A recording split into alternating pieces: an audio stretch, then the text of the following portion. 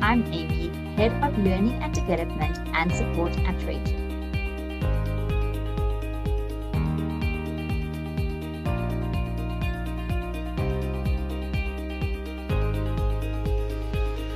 Welcome to another Thursday session with us. I'd like to call this a masterclass where we're going to be going through working capital and the cash cycle. So how does this affect us? How do we use it?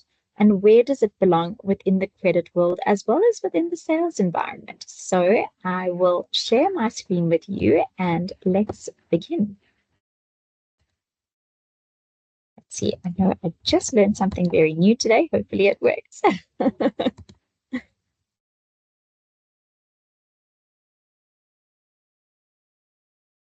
Martin, will you let me know when you can see it on your side?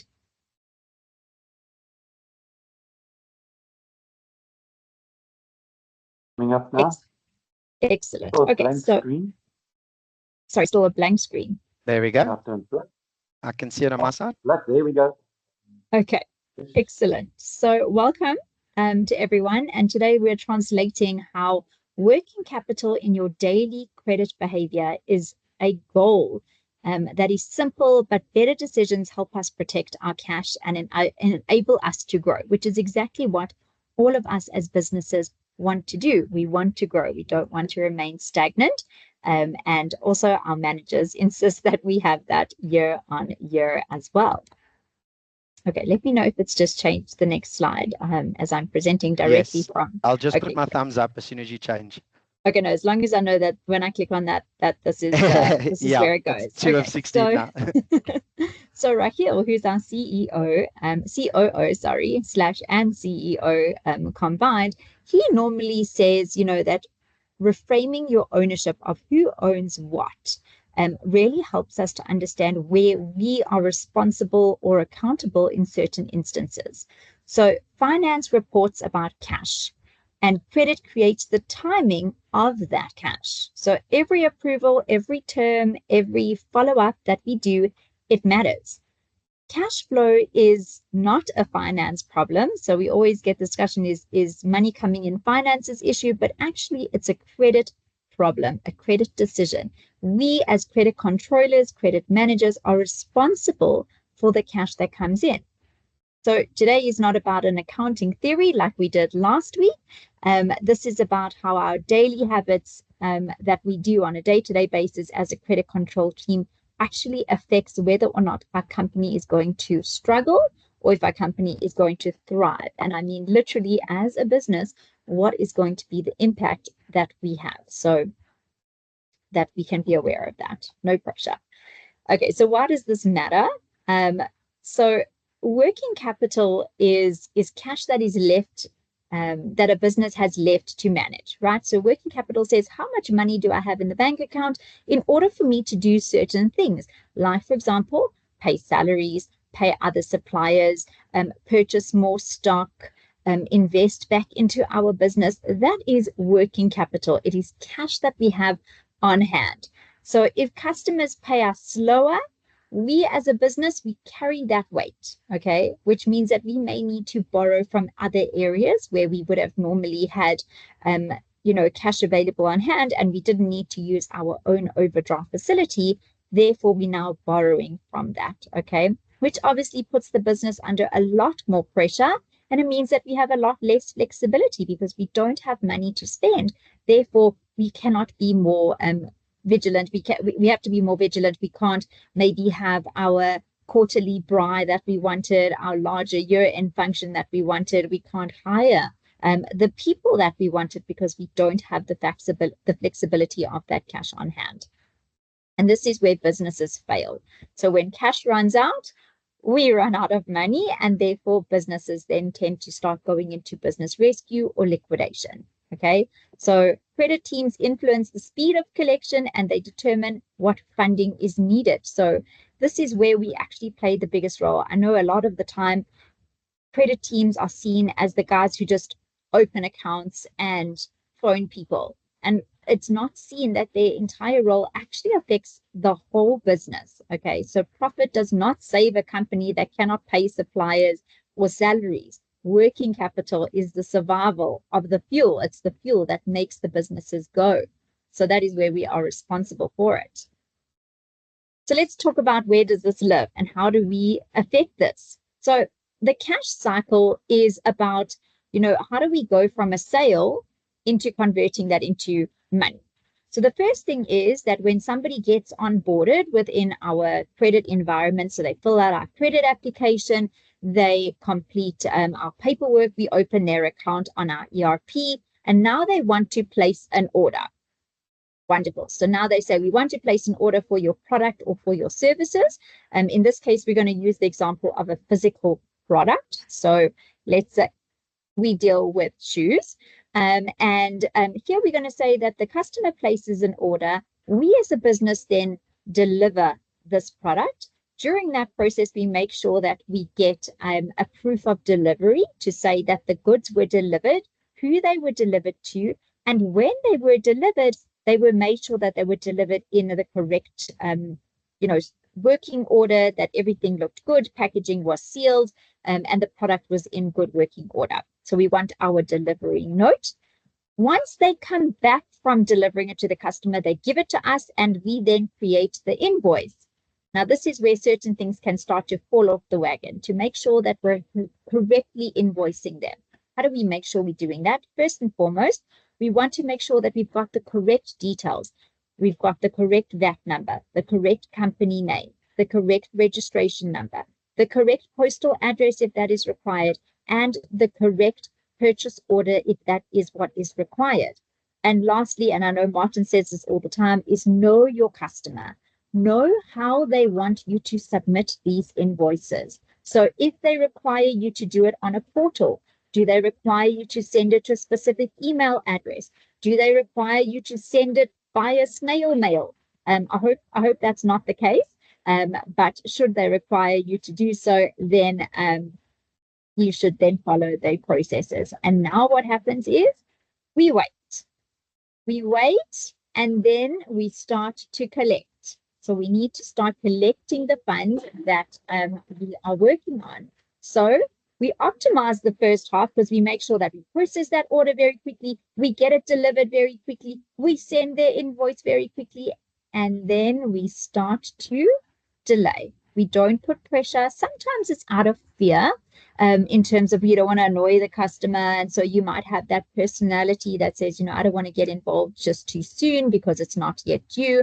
So the waiting period is actually where credit lives. This is your effectiveness. Your effectiveness in the space determines how long that waiting period is. Okay. And so we need to ensure that in this particular environment, we are not waiting for a very long period of time, okay, to collect those funds. And what does this waiting period entail? It means you pick up the phone and you say, hello, Mr. Customer, I've sent you your invoice. I want to check that everything is correct. Did I get the name right? Did I get the process right? Did I put your purchase order? Is there anything at this point right now, as of today, that tells me that I have done everything that I need to do and that I am not the reason that we're not going to get paid? So that's the first thing. So that waiting period is we start out right from the get-go and we phone that customer and we get what's called the P2P, that promise to pay. When are you going to pay? When, Mr. Customer, can I expect that payment? Otherwise, when, Mr. Customer, am I going to follow up with you? Martin, is there anything you want to add in on that? I know this is your area of expertise. There's one thing that adds term, because the terms will also determine how long you're going to wait. And if it is a longer term, I always motivate, even though the guy gives you a promise to pay. Let's say, for instance, it's a 60-day term, and you phoned the guy on day 2, and now in 60 days' time, only he'll pay. Follow up with him again. So I'm just confirming, as per our previous conversation, on this and this time, you said you're going to pay us on that and that day, on these invoices. Is this still correct? So in case they have discovered something in the meanwhile incorrect in this prior activity, like the order number could be incorrect, the delivery note, reasons why they pay that invoice. So that everything is happening correct there, and now you're getting paid. Absolutely. Neil? Just a quick question. Hi, guys. I would like to know, this promise to pay that you guys mentioned, is that an official document or is that just like a verbal agreement between you and your customer? No, that's an activity. So when a credit controller speaks with the client, and I say to the client, "Hi, Neil, this is Martin Petzer here from Trade. I'm just following up on the outstanding invoice. Have you received the invoice?" You say, "Yes." Is the invoice correct? And you say, "Yes." The promise to pay activity happens. And I say, "Neil, when will you be paying this invoice?" And you say, "Martin, as usual, on the last day of the month." I say, "Okay, the last day of this month is on a Saturday. Will you be paying us on Friday?" And you then say, "Yes." So then I go into my notes section or wherever I capture that information. Why do I need to capture it? So that I can do my cash flow forecasting. And we're going to get to that just now. But it's very much part of understanding your cash and knowing exactly what's going to happen. So then the client will say, on the 29th. So now say, "Okay, Neil, thank you very much. Just in confirmation, invoice 123, value 20,000 Rand. You're going to pay me on the 29th of or 27th of February, to use a correct date. Thank you very much. I look forward to your payment. Please send me a remittance advice prior to the payment so that I can apply it to the correct invoice. Thank you. Now I have received the promise to pay." Perfect. Thank you. Absolutely. And I see a comment in the comment section says that credit terms determines when to follow up on outstanding. So absolutely. So your credit terms tells you that this customer is only due to pay you at the end of the following month. So we're not going to phone them and say, "I just want to follow up. Where's your payment?" At the beginning of the month. That's not what you're going to do.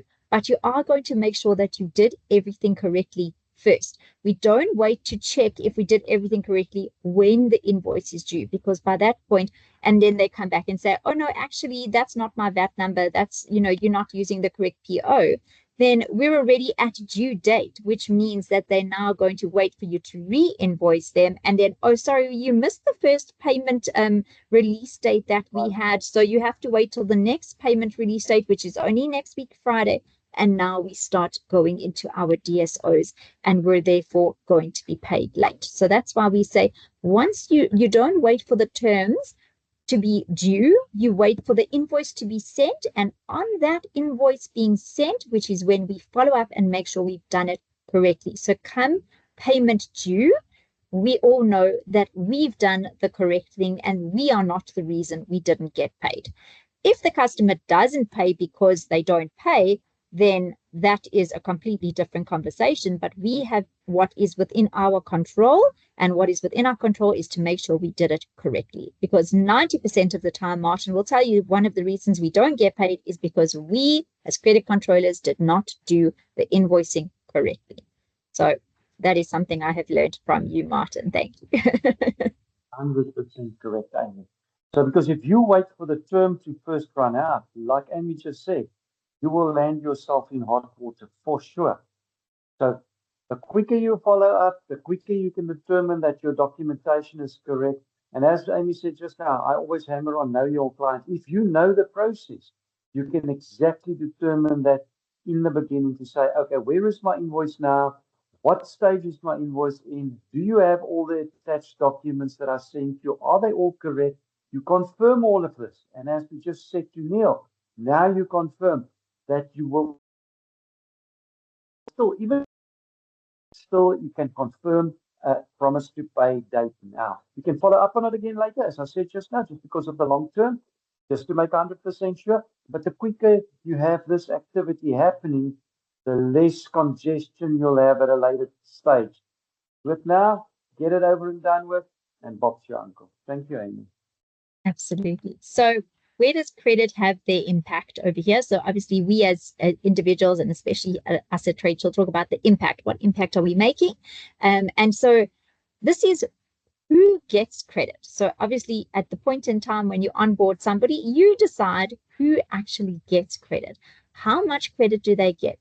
on what terms are they going to get it and how fast we react. So that's what we're talking about now. How fast do we make something happen? So that's very important. And then what executives are wanting from us and what they're expecting is they're expecting visibility, they're expecting consistency from us, they're expecting early warning signs, and they're expecting clear recommendations to say, I did X, Y, and Z. I foresee us not getting paid because of X, Y, and Z. It could be based on previous history with this customer. It could be based on what the customer has just said to you. Or alternatively, if you did wait too long and then they've come back and said, oh, your invoice is not correct and we can only pay you in our next payment cycle. Again, we need to then say to business and to executives, this is what has happened and we need to therefore provision for that. So executives are expecting this from us, and the clearer and more open and early we are with this, the easier it is for businesses to then budget as well. Okay, so we want to make sure we're doing that with our managers. So let's talk about now, executives are watching our numbers carefully and closely, and it is number one of the fastest indicators of stress. It's going, we are stressed about money, how much money is coming in, how much money is going out, and making sure that we have enough of it to go around, right? We are responsible for a lot of people's livelihoods by paying them their salaries, as well as by lending credit. That is the livelihood of the next person. And if we go even bigger than that, if we are a business that trades on credit, therefore, we are actually responsible and directly contributing towards our economy. So within the South African or African, if you trade outside of South Africa, we are directly responsible for contributing towards that economy. So our day-to-day lives and our job matters so intensely that this is what the effect is. And we can see it because of the Trade Shield customers.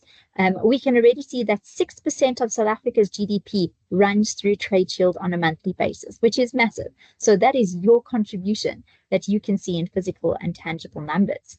So here we're talking about DSO. So what is a DSO? These are daily sales outstanding. Okay, and this measures how long does it take a customer to pay me. Okay, and of course, a higher DSO means cash comes back slower. A lower DSO means cash comes back faster. So a DSO calculator is looking at your monthly sales divided by 30 if you trade on 30 days from statement, and that's your daily exposure.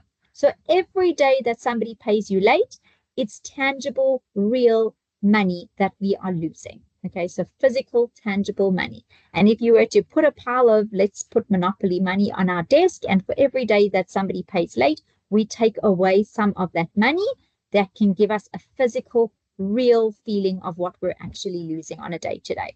Okay, so this is something that just is a bit of an understanding. Sales celebrates when deals close. Yay, we won a customer. They ring a bell. I know we do in our office. We ring a bell so that everybody celebrates and it's very exciting. Finance celebrates when money comes in. It actually arrives. And DSO is the distance between the two, right? So that's where the excitement really comes. Where does the sale come from and where is the money? So DSO is that portion over there.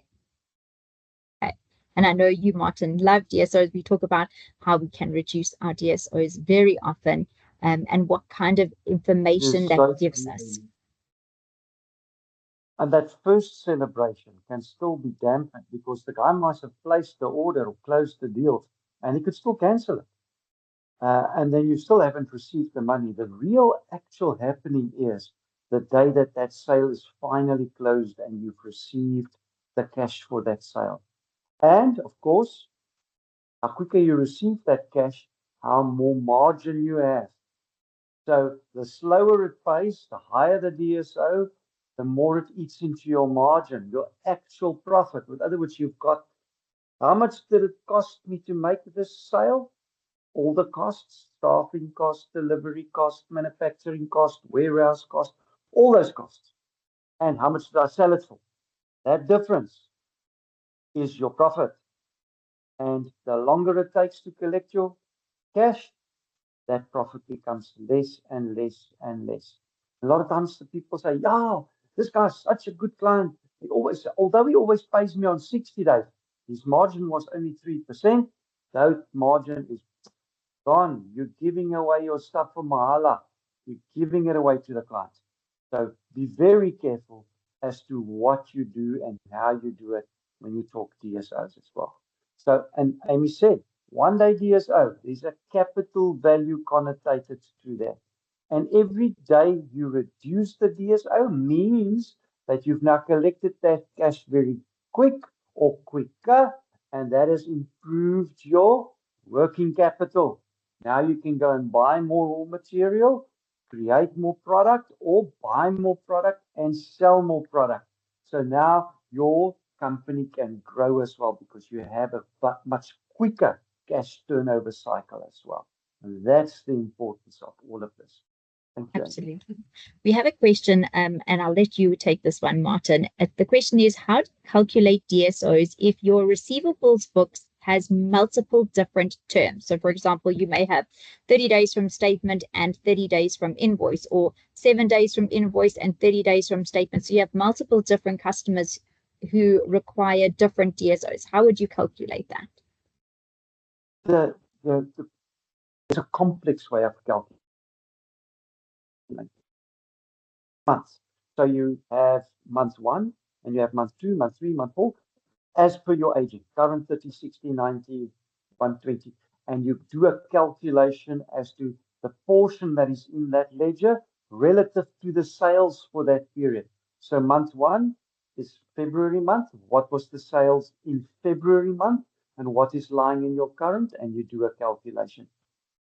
Back 1 month is January month, January sales, what is lying in your 30-day column. 1 month back is December sales, what is lying in your 60-day column, and a calculation. We're going to do a DSO calculation training in the next couple of weeks, I think. And then I will talk specifically, or I'll give you the formula, and we can talk specifically around that calculation. But if you calculate it in that way, then it means you relate the sale to the period that it was made, and you can see it clearer, and that's how you can do it. That's the easiest way. But multiple terms, a lot of our clients have got 3, 7, 14, 21, 30, 45, 60 days terms as well. Yeah, and also DSOs are calculated per you can do it per term, but it's usually done on an invoice level as well, so on a statement level. So you're looking at each and individual customer that you have, and you're calculating a DSO particularly on those terms. So you can then separate your book and say, all my 7-day customers, this is my DSO calculation. All my 30-day customers, this is my DSO calculation. So you can separate it amongst those different terms. So not the overall. So we do have a calculation on the Tradeshow platform that says, overall, if we look at everybody, what their potential should be, then you can look at what the average time it takes your customer to pay you. But you're actually looking at it from a perspective of, if you have 7 days, your DSO specifically should then be 7 days. That's in the perfect world. Let's say 8 to 9 days, if that would be considered a good DSO. But if you have 30 days and the customer's DSOs are sitting at 45 days, and the example I'm going to show you now is, what is the difference of a 15-day slip? How does, somebody can say, oh, I have 45 days DSOs with 30-day terms. That's not bad. But actually, if you quantify that and you go and have a look, and here's just an example, to assume that your monthly sales is 3 million rand. You find your daily sales value, so 3 million rand divided by 30 days. So therefore, we're looking at 100,000 rand per day.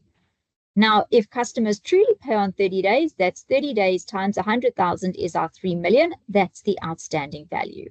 That means at any moment, you have funding for 1 month of sales.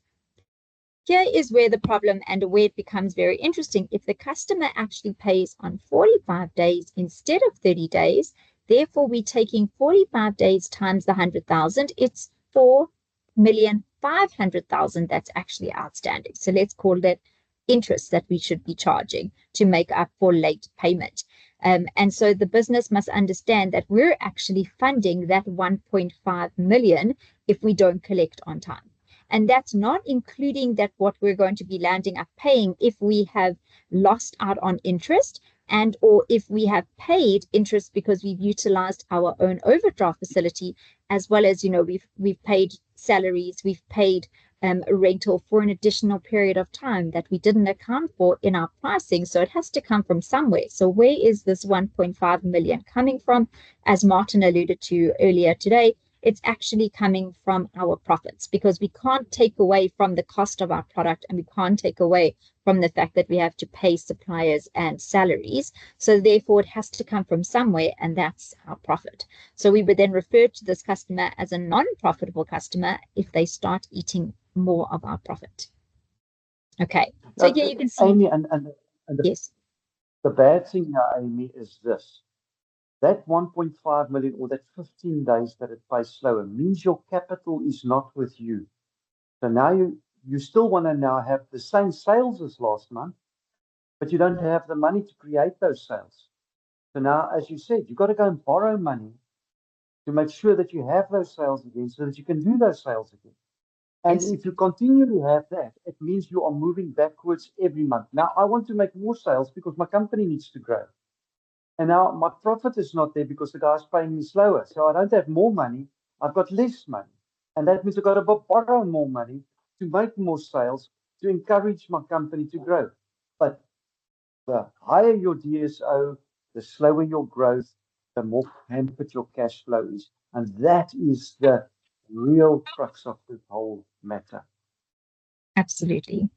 So where do we know, and how do we know what's going to happen? So payment behavior and risk is the biggest indicator. So before financial distress appears, behavior usually shifts. So we normally start seeing changes in our debtors. It could be from the perspective, and this is from the knowing of your customer, if they don't want to talk to you, if they're not answering your calls or responding to your emails. This is an indication that something is going on in this customer's environment. So behavior tells us something is about to happen. So late payment stretches the cycle, that payment cycle for us. And usually the first warning sign is payment behavior as an early warning. Okay, so what we look at here is financials that they give us. This is what happened last year, not what's happening currently. Okay, obviously we can look at management accounts, but they're not checked by auditors. They're not verified by anyone. So financials tell us what happened last year.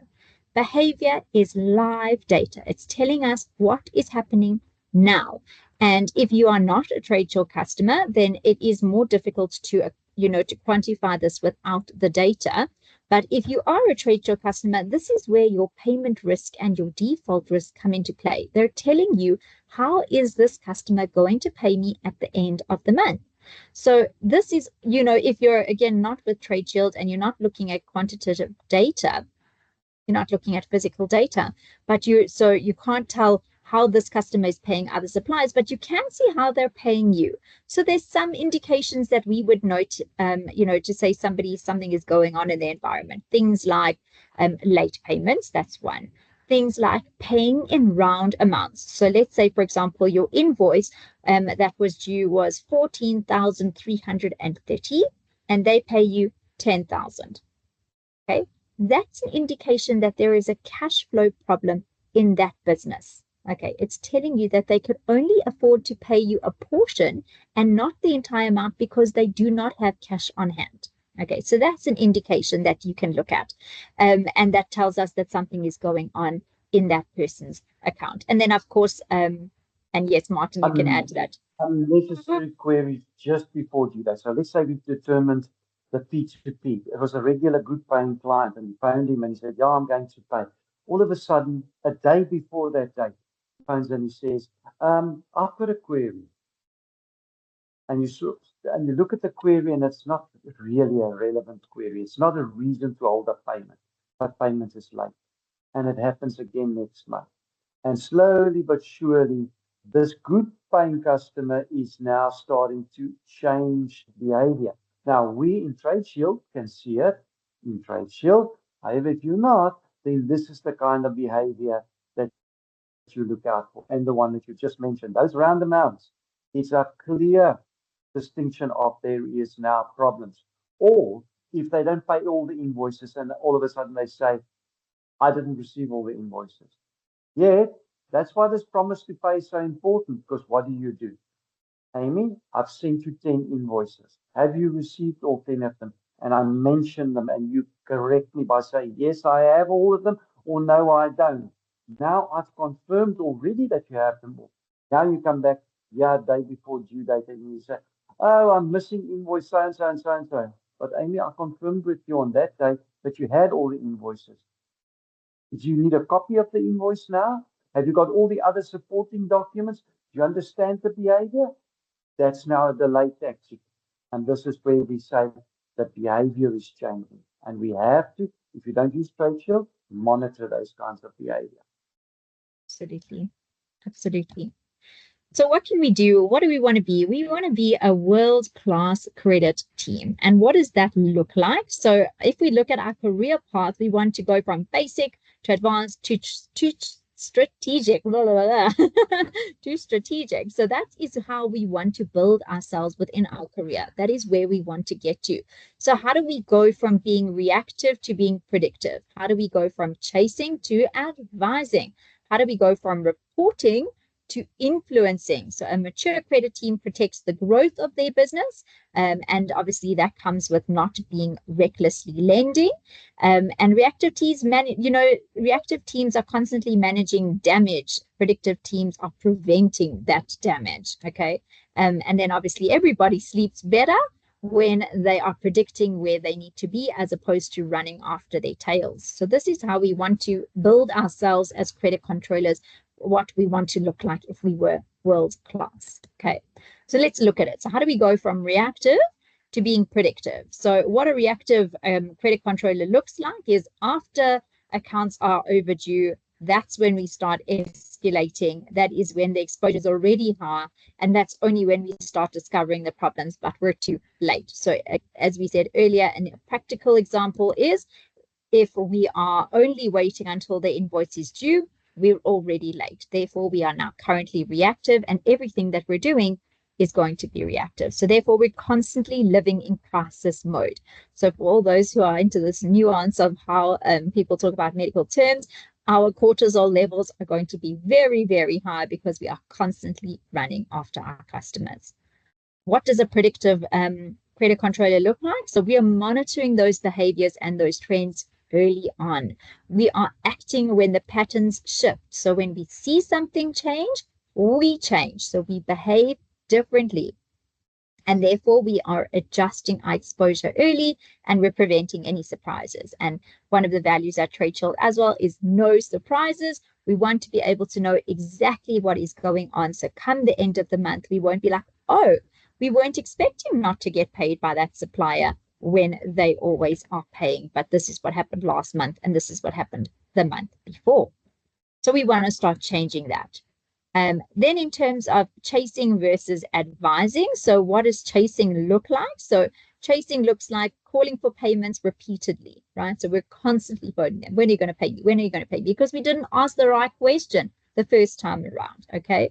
Following up on our promises. So when somebody does promise and then they haven't paid yet, but we're still waiting at the end of the month, we're waiting for the following month, we're waiting till the time that they got to 60 days before we're following up on those promises. Okay, we're sending our statements, and we have those administrative effort. So necessary is, but so it's necessary, but that's low strategic value. So we're spending our time on like a wheel, if you want to call it, like as if we were a hamster on a wheel, chasing continuously. So why do we want to change this, and what does the advisory portion look like? So warning sales about deteriorating behavior. So to say to sales, listen, this customer is not looking good. Let's go either visit their premises and see that everything is going well. Let's not provide them with additional, stock or anything like that until they've paid any outstanding invoices, or we're telling you that we foresee something happening in this customer's environment. Okay.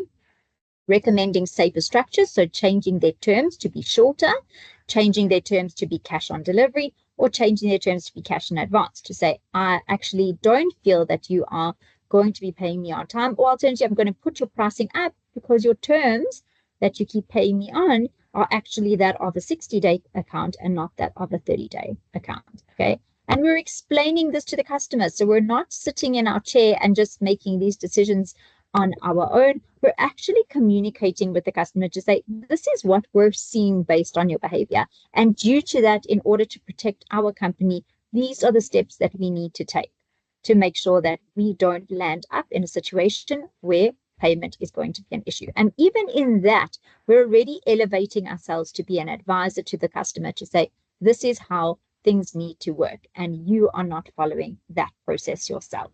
Okay. So this means that we're only calling them if there is a problem, and you are not chasing them. So if you call them before the decision, then you are advising them. So if we are preempting and not waiting until they're already late, we're now advising them on what we're going to do about it and what will happen if they don't pay, as opposed to waiting until they're already late. And now we're saying, oh, because now we're going to charge you interest and etc., etc., etc. So we're changing from chasing to advising what's in the best interest of our business. Okay. Reporting versus influencing. So this is also a very big change in our behavior. So reporting tells people what already happened. It's too late. Okay. Changes that will happen from an influencing perspective is saying, I have a chance to change the way you could potentially behave if I influence how you're going to do things. And how would I do that? So again, if I have already advised you, now I'm going to influence what that behavior can look like. Okay, so as opposed to reporting, by the way, so-and-so is late, I'm now saying to you, by the way, I've already had this conversation with this person. I've reduced their terms and put them onto COD for anything going forward. I'm now coming in and saying, I've already got a plan. I've influenced the end results. Okay. And what these changes will do, so instead of saying I've decreased or increased the DSOs, now we're saying that DSOs have increased mainly in this particular segment driven by these customers. And if this continues, we would need additional funding. So I'm no longer just saying, oh, look, my DSOs went from 30 days to 15 days. I'm now saying, I know why, I know when, I know who. So that means that executives start to lean in and listen to you. So, and therefore they can say, I can now budget correctly. I can do my expected credit losses correctly. Okay. I'm going to pause there to say, does anyone have any questions? Nothing in the chat. Okay, perfect. So there's this constant conversation that we have, which is the resistance from sales.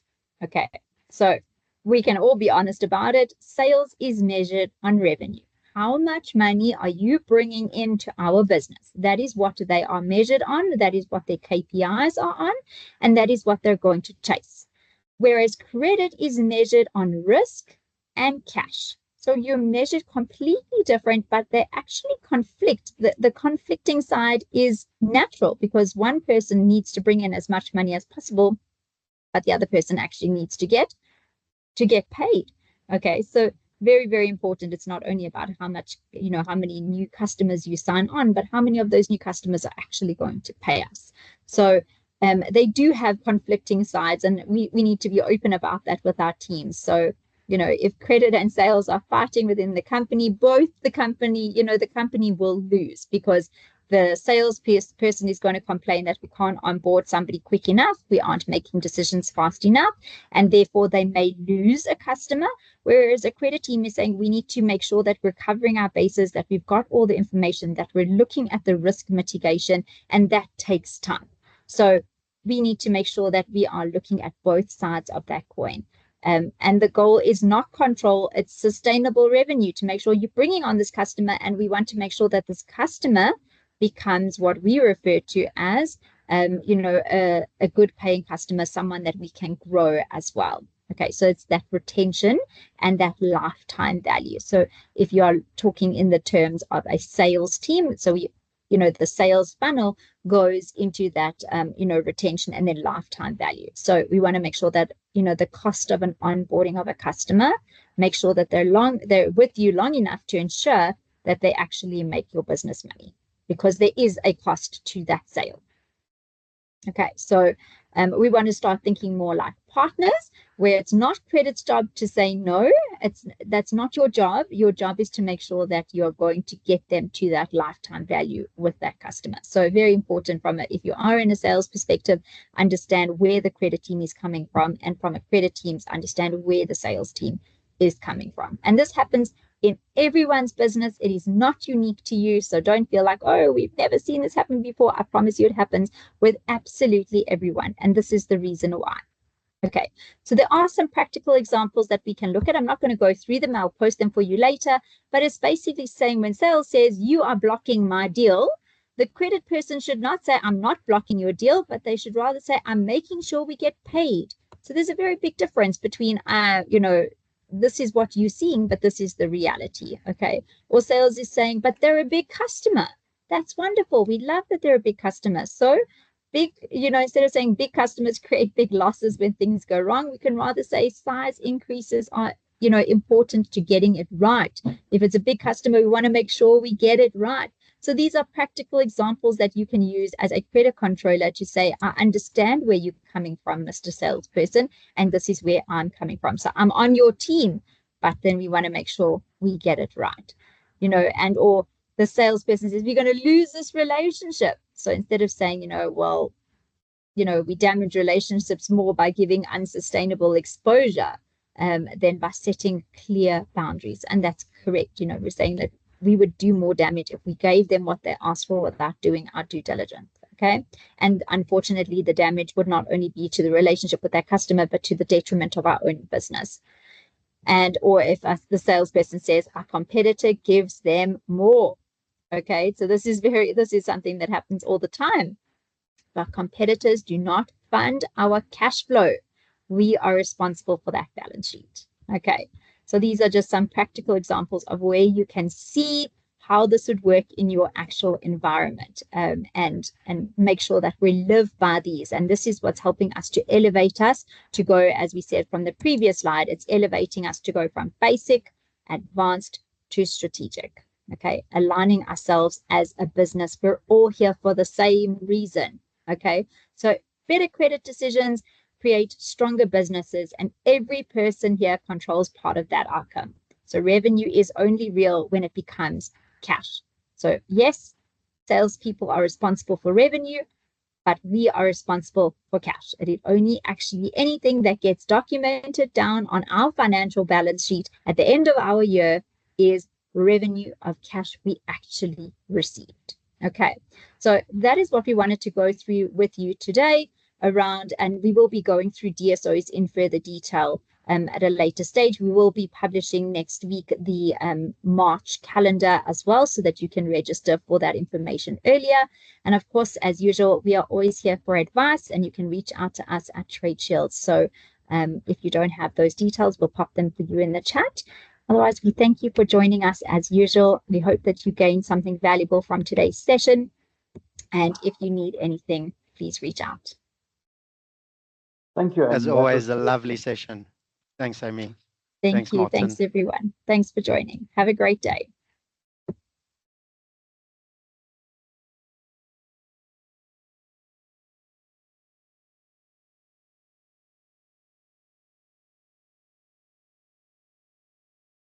Us every Thursday from 10 to 11.